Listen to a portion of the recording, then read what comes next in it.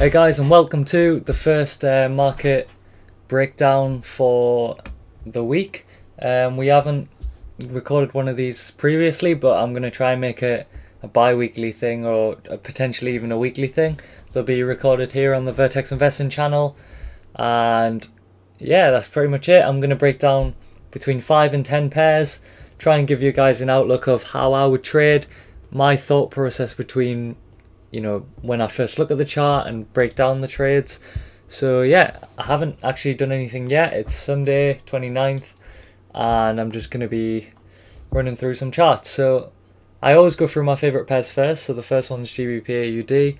As you may have seen yesterday, if you are in the group or you're on my Instagram, I have already done this this breakdown. So what I do is I start on the 4 hour, I reset the chart just so I can see.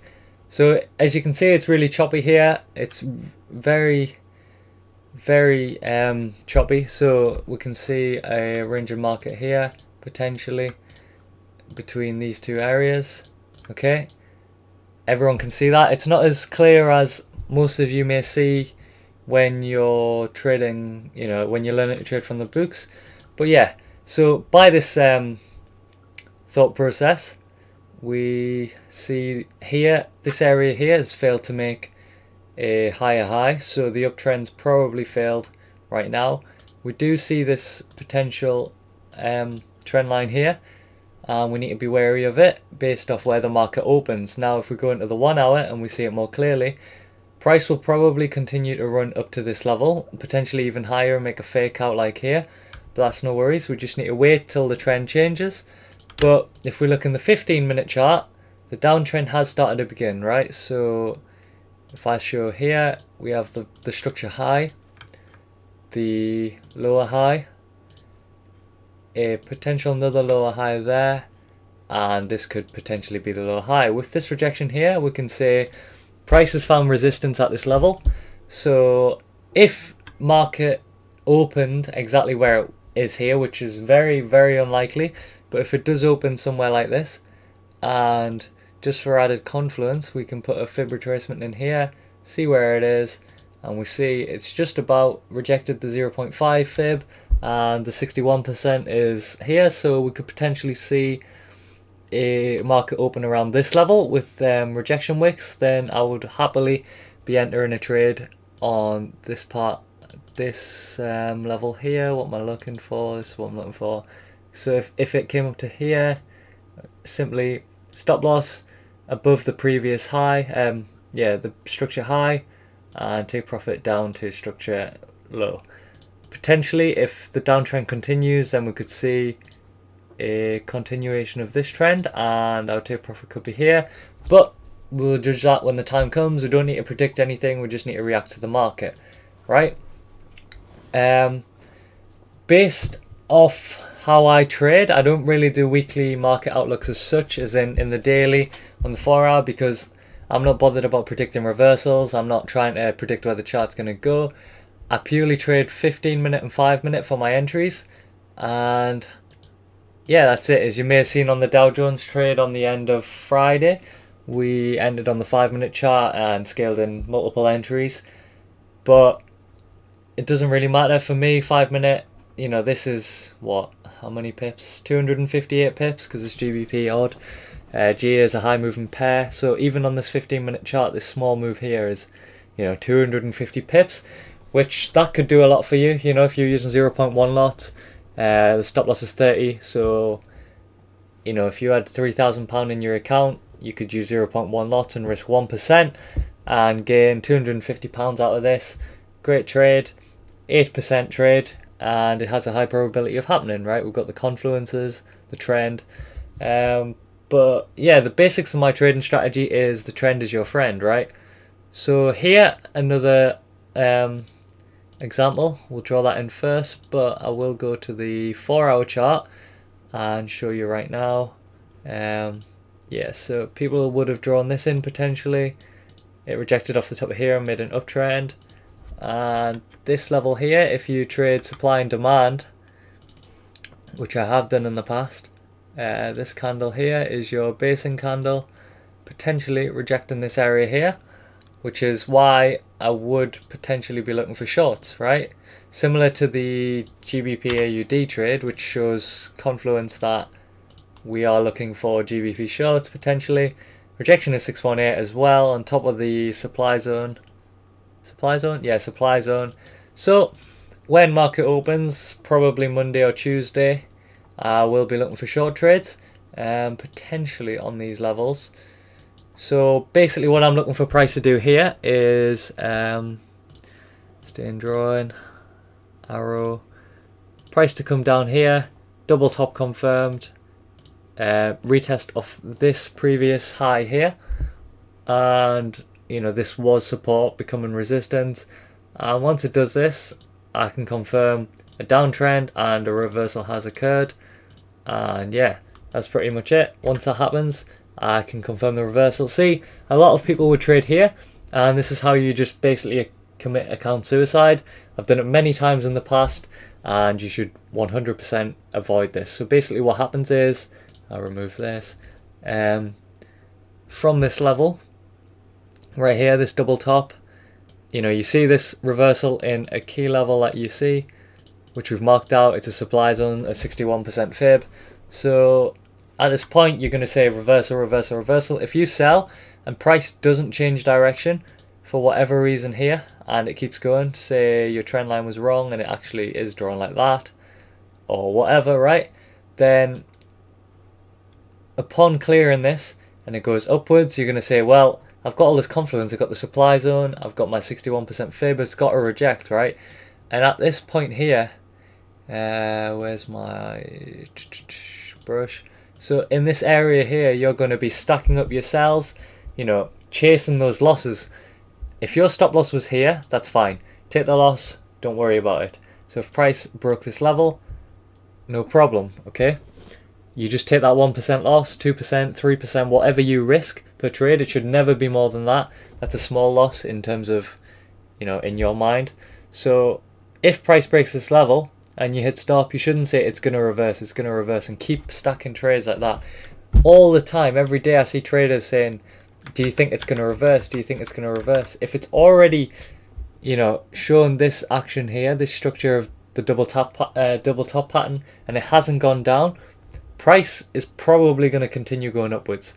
We can't predict this reversal, even though, you know, despite what everyone says and everything that you learn, we cannot predict a reversal. So alternatively, if price does not break this level, let me zoom out a bit to the 1 hour. If price does not break this level that we have here, and it does come up to here, those of you who may have guessed, on the top of this supply zone now becomes demand and straight up. In my opinion, the short term, it probably will come down to here, purely because of, you know, this trend line here. So it has a good chance to come down to here if it clears this trend line, breaks through, retests, and sell on the 38% fib. Perfect. Then we can continue shorting this trade all the way down. So that's the two GBP pairs. We'll do something else. I did analyze GBP NZD yesterday, same sort of thing, quick short. Overall trends up though, so be careful on this one. GBP USD, I've actually gone long on this one. As you can see, I did a similar trade here. Was that last week? Nah, 2 weeks ago, 3 weeks ago, whatever. I don't really use TradingView. I use MetaTrader on the PC just so I can execute my positions. Some of you may have brokers that, you know, let you execute on the TradingView itself, monitor your trades, but fortunately in the UK there are not many brokers. In fact, I don't think there's any brokers that provide us anything. USD cards, similar sort of thing. As you can see, pretty much all I'm trading here is market structure, price action. I do use moving averages sometimes, but very rarely. Here again, number 8. But yeah, I have them there in case I need them, but pretty much the uptrend was broken. As you'll see here, a range of markets starts to happen around this area, in between these two lines, and we do break it. We get a retest around this level on the previous low. Now, one thing I want to indicate is some people don't see this as a low, but with this rejection and this rejection, and then this rejection on the top of it, and here. This is a very strong support and resistance. It's a key level, and you shouldn't ignore these sort of things. If you're looking for something that, you know, looks like this, very clean, and that's all you're looking for, you're going to really struggle to identify some good patterns, and you're going to miss a lot of high quality setups that you don't deem to see as, you know, trend continuation. So this is a low, and this right here, this resistance, as you can see, this wick here, this could have been a high. So this is a lower low, lower high, lower low, and we failed to make a lower high, so we'd say this is the low here, market structure right there, and this is the high, lower high, structure high, whatever. And yeah, so basically from here we're just continuing trading the trend. It's very simple, very effective. Potentially if market opened here again, then I would short it and the position would be there, but we're going to wait because I assume market's going to gap. Once it gaps down or up, wherever it's going, then we'll make our decision from there. So you see, I don't have any set trades in my head. I go into the market with a very open mindset, very clear vision, and yeah, I make sure I look at the charts fresh. Don't go in with a specific bias yet. All I know for now is my bias is short, but when entering trades I could be looking for longs. It completely depends on how the market opens and how it reacts to my key zones. If this doesn't happen, then I just don't trade this pair, move on, come back to it another day, whatever. And yeah, but this is my setup for now. USD JPY I know I've already done. I posted this. I think pretty much exactly the same as USD CAD if I bring them both up side by side. Not USD CAD, USD CHF. What was I just looking at? I'm sure it was... Oh, were we looking at USD JPY? Oh, they're both USD CAD, that's why. There we go. So USD CAD, pretty much the same thing. I've already looked at this. Downtrend, everyone can see this. Although this isn't like, you know, zigzags, we still see this trend. You know, low, high, low, high, low, high, low. So if you draw it like that, it's very clear that this is a downtrend. Now with this, we're just again looking at, I'll make it singular again, USD CAD. Oh, I'm confused. So apparently when I bring the charts up side by side they don't come up, but yeah, I knew I'd done it, so they're pretty much identical. If we look at it like this, as you can see, we're just waiting for the next high to be made and look for an entry upon there. If you're looking to see how I enter the trade, make sure you join the Telegram group. The link will be on screen now and it'll be in the description.